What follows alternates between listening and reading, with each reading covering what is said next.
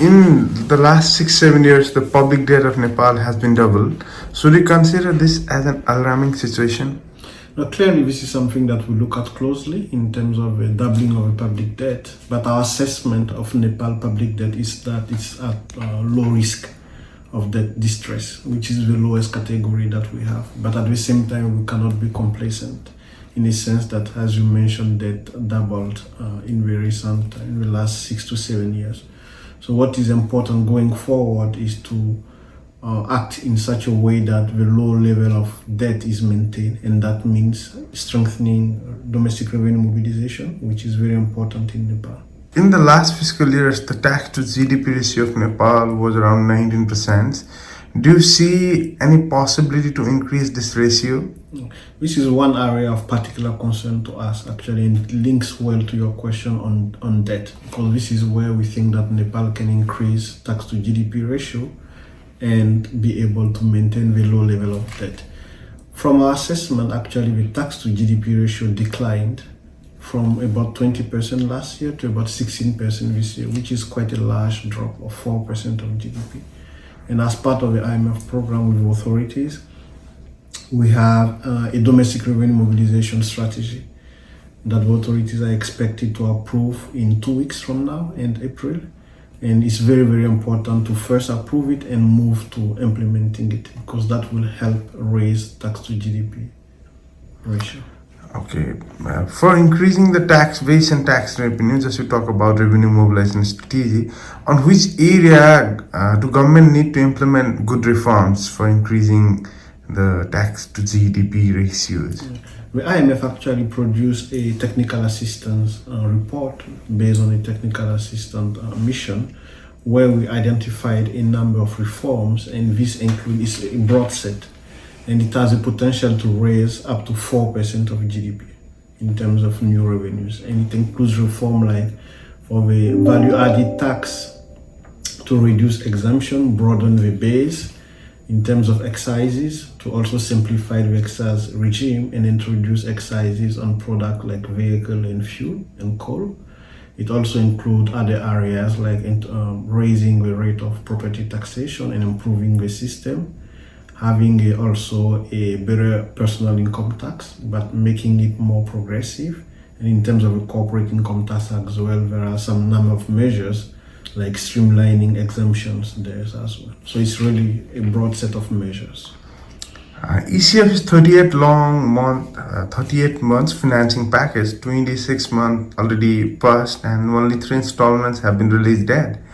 Do you believe that the program will conclude within the initial agreed time? Absolutely. The program was actually extended at the time of the first and second review. It was extended, and now the planned end of the program is end 2025.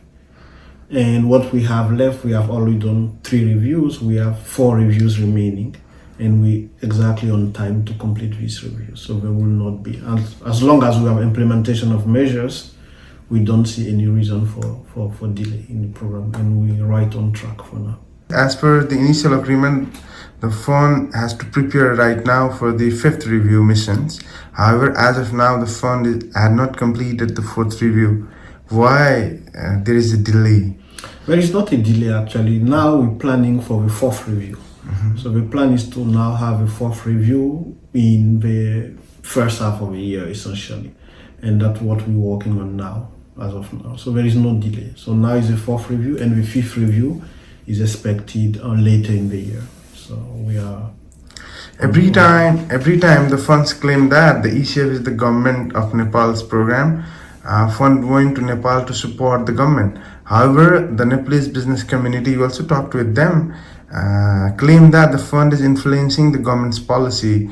How do you respond to these allegations? No, I can really insist that the ECF is a program of the government, and the fund is there to support the government. Of course, some reforms can be relatively important, but at the same time difficult. Like, for instance, the reform to improve the quality of lending in Nepal. And we see that reform already bearing fruit. Of course, we see it also as an important and necessary transition, because what we want to do is to really avoid a situation where we have a credit event in Nepal where we have a sharp correction in credit flow, and that is what we're trying to avoid. But again, the ECF is a program of the authorities, and we're there to support them. And then you also talk several times. You visit the Nepal, and you had also talked with the different business community people as well as others.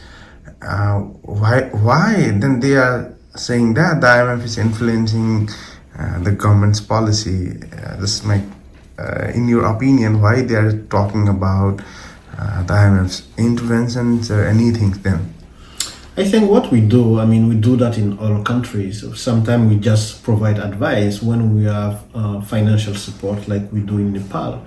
We do a bit more. We provide advice, of course. We provide technical assistance to support those advices, and we're a little bit more detailed in our advice. And just as a background, the program of the authorities supported by the fund, there was an initial discussion on the reform priorities that the authorities see. And then it's in that prospect, that in that stage, that now we're helping the authorities to implement the program that they saw as priority and on which we agreed. But of course, implementing a reform is not always easy. And when it comes to implementation, that is when sometimes it can raise some concern. But if I take again the example of credit growth, we really see a good improvement in credit growth. We see term loans that are more sort of suited for investment growing, and we see working capital loans that are less suited for investment declining. And this is a good transition that we all need to support. Nepalese authority have stated that during every review, the fund add new conditions to the ECF. Is in the upcoming review, in which areas you'd like to see more reforms? Yeah.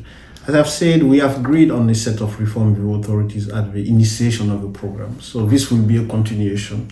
I can give you a couple of examples. For instance, now the authorities are preparing a domestic revenue mobilization strategy to approve. And as we all know, and you mentioned it as well, revenue is dropping, and this is not a good situation. So implementing some of these measures in the domestic revenue mobilization could be one example. We also have a public investment action plan that the authorities will approve for this review by end April. Implementing some measure of that could be also one thing. And the last, we have a loan portfolio review that is expected to be launched. So, a natural process is to complete it and take action based on that. So these are areas that we plan to follow up, for example.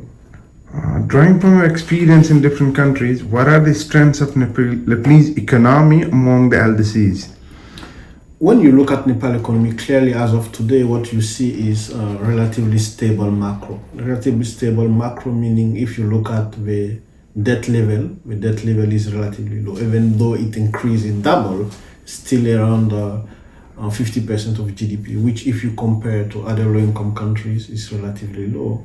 A second strength will be the foreign exchange, the external sector, which is quite strong. If you look at the number of months of import that Nepal's reserve can finance, from our estimation as of now, about 9 months, which is quite strong. And third, clearly Nepal has strong potential in tourism. Right? Nepal has currently about 1 million people visiting the country, but this is one area where it is a strength, but we see significant potential to go beyond as well.